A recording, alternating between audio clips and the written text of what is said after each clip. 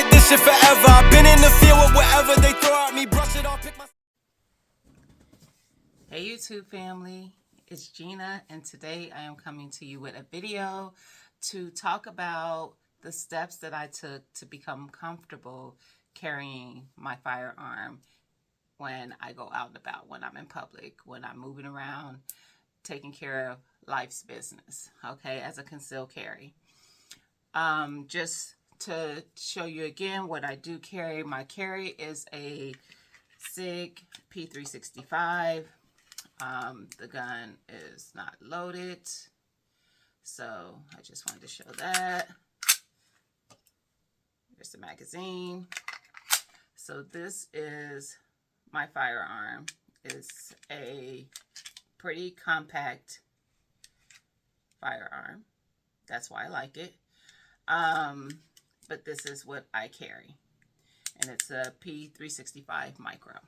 Okay, so I remember when I first came into the 2A space, being really uncomfortable with the thought of carrying a loaded firearm on me. And it wasn't because I was concerned about the firearm itself. I don't think I had enough confidence and trust in myself that I wouldn't make a mistake. So, and not a mistake of hurting someone else, a mistake of hurting myself, you know, going to reach for it or forgetting I have it on me and maybe, you know, doing something. So the confidence hadn't been built yet with myself of being comfortable with it, for someone that was just new. So I remember having all these questions, and I knew a couple ladies in the community at that time, which was Carbon Q and Erica My Fly Family, and I would bounce my questions off of them all the time, like, because I follow a lot of guys in the community. As you can imagine, that space is more filled with male presence than female. So, but the thing is, they don't have to deal with the same things that we have to deal with. They don't have the same components, if you know what I mean, as we do.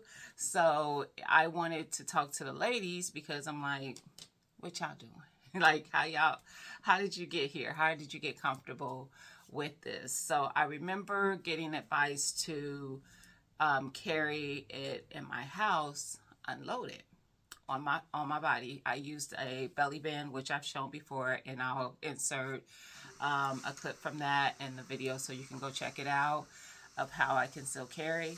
But I like the belly band, so I would start by wearing the belly band and having my firearm in that belly band unloaded. And I did that every day until I got comfortable with that. And I was just doing it at home. I wasn't even taking it in public yet. I was only doing it when I was in my own home. And then I got to a point where I started doing it outside of the home, still unloaded, just on me.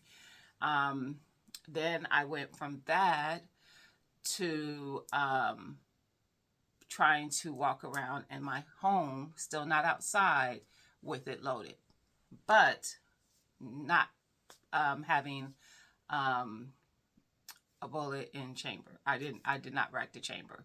So I was just having it loaded. So I did that for quite a while. Probably for each increment, I'm not even kidding, it probably was like a month or more. So 4, 5, 6 weeks before I had the confidence to go to the next step. And honestly, one of the things that I did think about in hindsight, because as I was thinking about doing this video, is that the reason that I think I struggled with carrying it in the beginning was because I hadn't built up enough confidence in myself to feel comfortable that I would make a mistake. So my concern was, what if I forget it's on me and I go reach for it and I set it off? Or, you know, different things like that. So it was just things that I was concerned about hurting myself, not so much someone else. And so I had to build my confidence in knowing that I knew what I was doing, and I was I was ready, you know, to carry. So I just know for me, it was tough in the beginning. It was not something I just went right into. It took quite a while before I got comfortable to carry my firearm, especially to carry it loaded. So I just wanted to do this because I know there's probably other people out there who struggle with the same thing when they think about getting into that space, or when they're new into the space. And just so you know, you're not alone. Because listen, that was definitely me. So once I got from being comfortable walking around the house with it unloaded, walking around in public with it unloaded, I started walking around my house with it loaded. Excuse me. So I did that for, like I said, probably 4 to 6 weeks, maybe even longer. I don't really remember. And then I started having moments that I would go in public with it loaded. It was not a daily thing. I worked my way up to that. So I would do it, like if I knew I was running errands, I would just that day be like, okay, I'm going to carry today. If I was going to the grocery store, okay, I'm going to carry today, because I was wanting to not only be comfortable with myself, but I think for me, I was a little self-conscious that people would notice that I was carrying. And then it would cause alarm for them when it was really kind of unnecessary. But I didn't want to do that. I want people to see it or notice it and then be worried that I'm going to do something and things like that. So a lot of things were going through my head at the time. So I did it, like I said, in baby steps. I would choose it. Like one day I might get up and have to run errands, and I'm like, you know what, I'm going to carry today. And, you know, I got through it. It was not all the hype that was in my head, and it just got easier and easier, and I started doing it more and more to the point that I eventually just started carrying as a norm, and where it doesn't make me uncomfortable anymore. So I just wanted to share that because I know, like I said, there are probably people who are either new into the space or thinking about coming into the 2A space, learning how to use a firearm, going through some training and things like that, and may struggle with the thought of carrying that firearm when you're out and about, just doing regular, normal, everyday things. So I just want you to know, for one, you're not alone. And for two, for the ladies, I think that's probably a little more common in that space. It may be common for the guys too.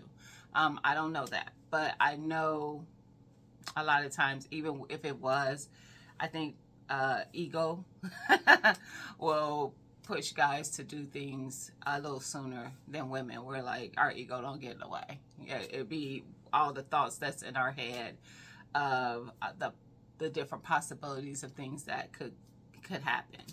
And that was what it was for me. It was me just having to build up my own confidence in myself that I was doing things the way they need to be done, and I wasn't going to make a mistake, and it wasn't going to, I wasn't going to do something that was going to harm me or anybody else by accident.